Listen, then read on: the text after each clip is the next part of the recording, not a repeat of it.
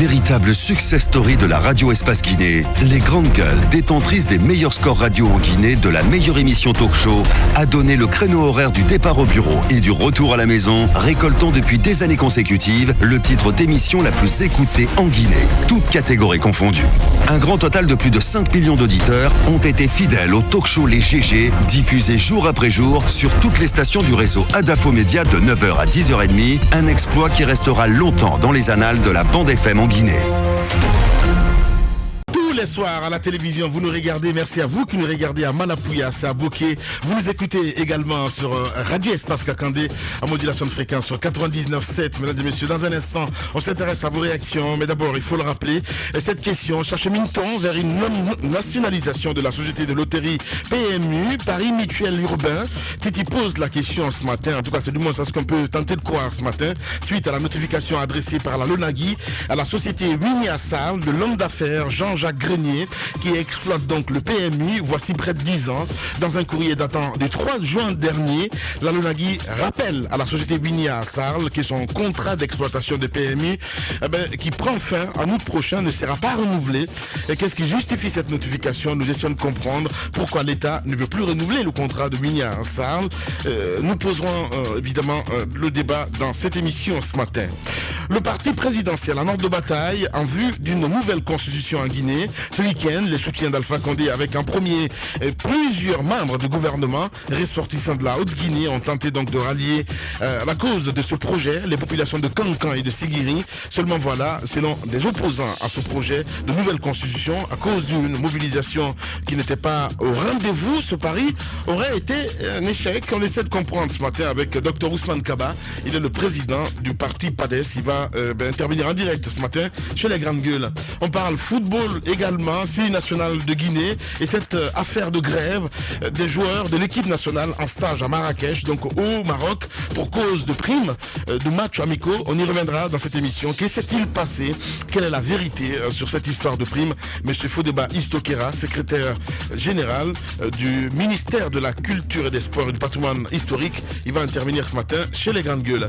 On va essayer de partir à Mamoudou Condé sur Twitter maintenant avec les auditeurs sur le 657 39 13 13.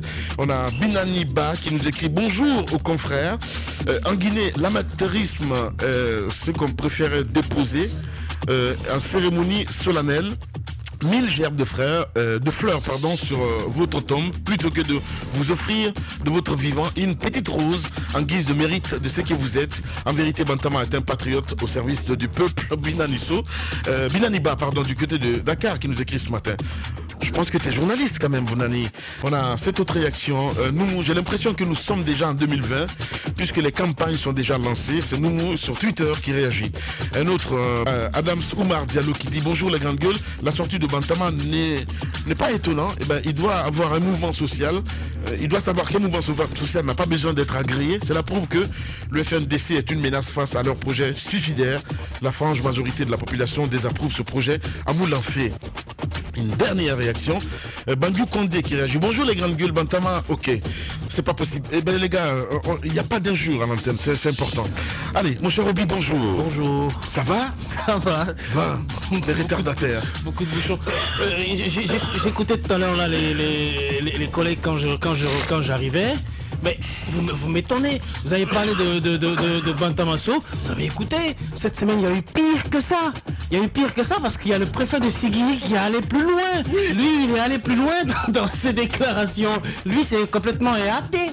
Parce que moi je l'ai écouté, lui il dit que le professeur Alpha Condé, c'est notre Dieu. Mais ce que Bantamasso a dit... blague. Mais oui, non mais je suis sérieux. Quand même. Ce que Bantama a dit, c'est tellement petit à côté de ce que le préfet de Sigiri. C'est le même préfet de Sigiri qui a un temps qui avait déclaré qu'après Dieu, c'était Alpha Condé. Alors il est allé un peu plus loin dans la démagogie, sachant peut-être que le président de la République va y rendre bientôt visite. Il est allé un peu plus loin, il a poussé un peu plus loin dans la démagogie lui en se noyant complètement, en montrant son côté complètement athée, parce que nous, notre Dieu, on le connaît. Un homme peut pas être mon Dieu. Ouais. Lui, non mais c'est athée ça. Écoutez, est-ce que c'est athée? Je ne peux pas comprendre. Non, moi je peux pas comprendre. C'est notre religion. Lui son Dieu, c'est le professeur Alpha Condé. Et moi ce qui me sidère en plus, c'est que les médias ils les reprennent en écrivant Dieu avec grand D. Mais non, vous n'écrivez pas avec grand D, vous écrivez avec petit D. C'est là où il y a la faute des médias. Donc Bantamasso, c'est vrai, on est habitué à lui, mais vous allez voir, vous ne serez pas étonné que vous aurez plusieurs... C'est un vrai animateur, Bantamasso. Exactement, de la cité. Mais c'est un peu le rôle, c'est un peu la faute aussi, aux médias qui, à un moment donné, relaient la parole d'un certain nombre d'acteurs qui ont fini de mettre en pâture leur crédibilité. Mais moi, en fait, ce qui m'a fait rigoler cette semaine, c'est la déclaration du préfet de Sigiri. Oui. Voilà. Je crois que lui n'a pas de religion. Eh oui, Dieu avec nous. Il se passe dans la vie politique tant d'événements inattendus, bizarres, que la Guinée paraît fumer la moquette. Chez les GG, la politique, vie de société, les grandes gueules, pour l'intérêt de la Guinée.